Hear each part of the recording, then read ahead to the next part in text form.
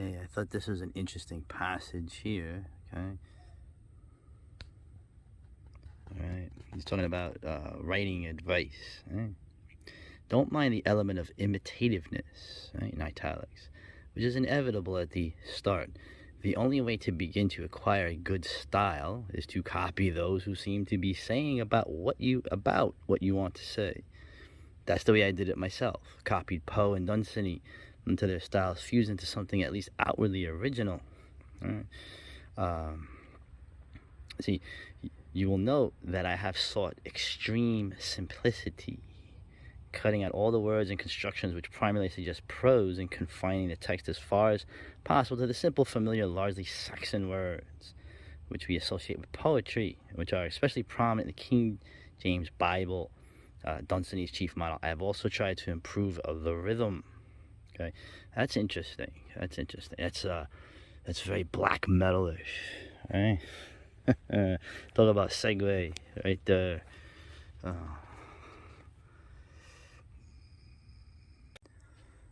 Here's another interesting passage. The very complex. Where he goes. He's talking about his father. This guy's Barlow's father was really kind of depressed. Right? Hope your mother will be all right soon, in spite of spaghetti. Which latter, by the way, is my favorite dish. So apparently, Lovecraft's favorite dish was spaghetti. Okay, you want to laugh at times. All the times he used the term "dagos" in his writing, which doesn't bother me at all. Isn't that amazing? You know, if I can handle that, then all of you should handle that out there. Okay, I'm not talking to you guys, right? All right. But now it's difficult once one acquires the neurotically gloomy outlook.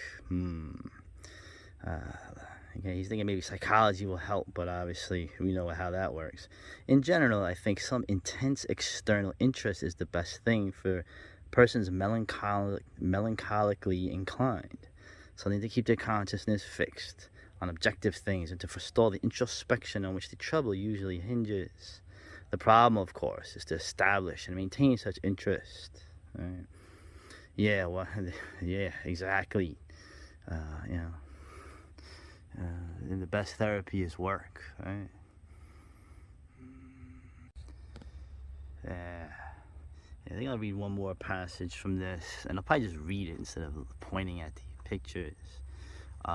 There's other things in here that was cool. Like I said, there was an itemized thing of how Lovecraft would eat on the road to save money, his trips down south, his love of Charleston and St. Augustine, Florida. Obviously, Charleston, South Carolina, places that I can vouch for. If you ever come to the South, those are the places to visit.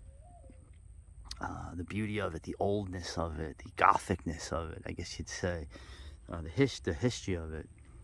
St. Augustine is the oldest city. It was built in the 1500s, at least the settlement was.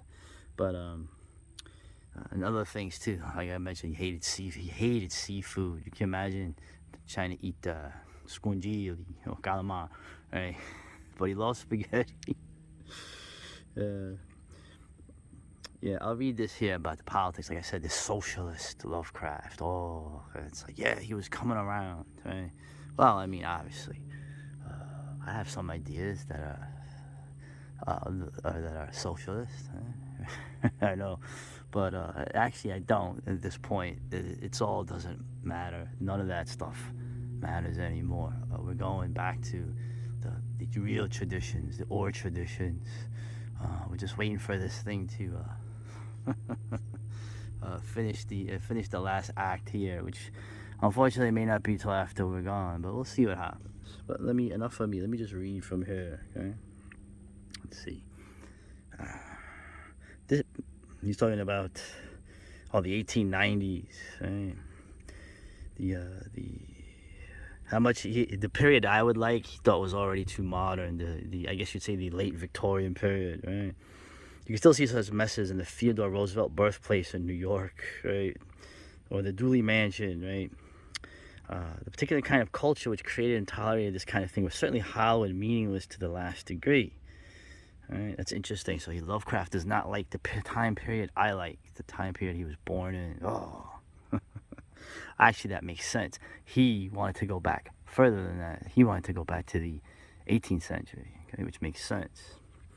All right.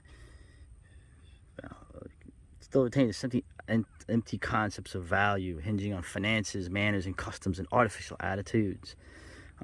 Despite a smoothing away of external crudities, but I wouldn't say that this type of extreme forms a true criterion of the general tradition of Aryan civilization, which Orthodox communism menaces.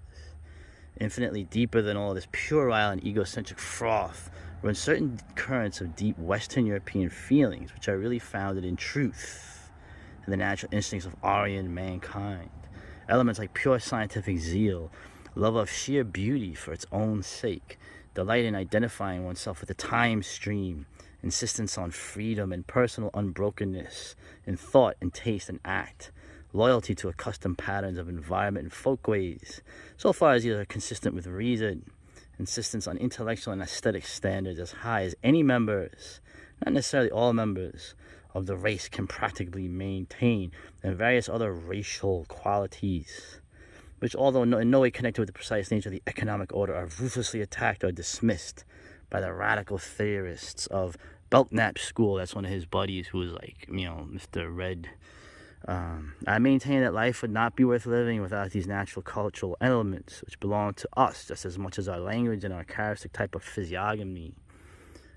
I am all for economic evolution. I think that respect for money and the exaltation of the acquisitive qualities is absurd and barbarous, and that no civilization can long survive unless it devises some rational plan for the artificial redistribution of wealth and the artificial allocation of wage earning opportunities. I believe in the governmental control, probably ownership of all extensive utilities, and the strict limitation within reasonable bounds of private property. Since 1931, I have been what would probably be called a socialist, or among the Russians, a Menshevik, as distinguished from a Bolshevik. But that's a damn sight different than from being a Marxian and economic determinist of the Stalin type. Yeah, so it was an interesting book. Okay, obviously, S.T. Joshi, who is a leftist, let's be honest, but he's, I guess, a woman that has, well, anyway.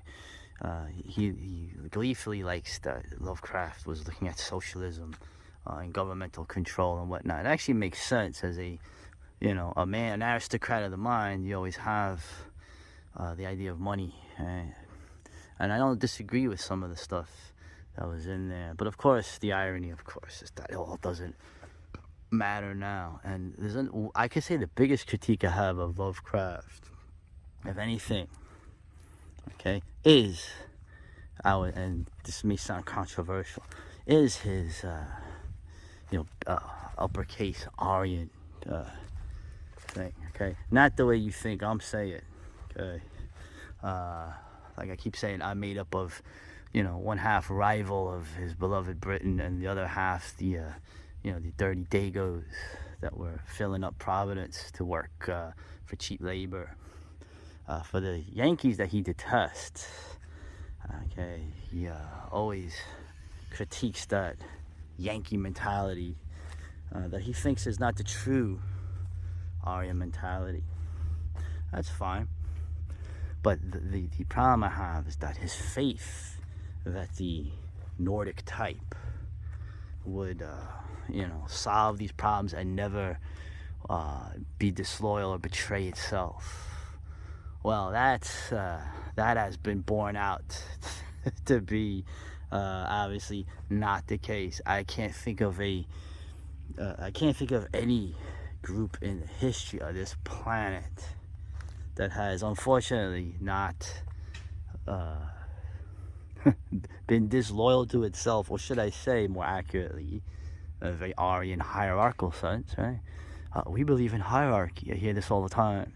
That's okay. The people that rule you and are destroying you, they believe in hierarchy too. Okay? It's just a matter of who's doing what to who. That's all it will be. Okay. Hopefully these things will be standing. They'll still be here before that reality ends. And so, that's all I can say with Lovecraft, is that his faith in his Anglo-Saxon people was surely misplaced in this late date. Anyway, you're gonna laugh. I had a big mosquito drinking my blood, and I just crushed it with my chin. I have a bloody chin now. You want to see that? You're not ready for that horror. The horror is to come, 2022, later.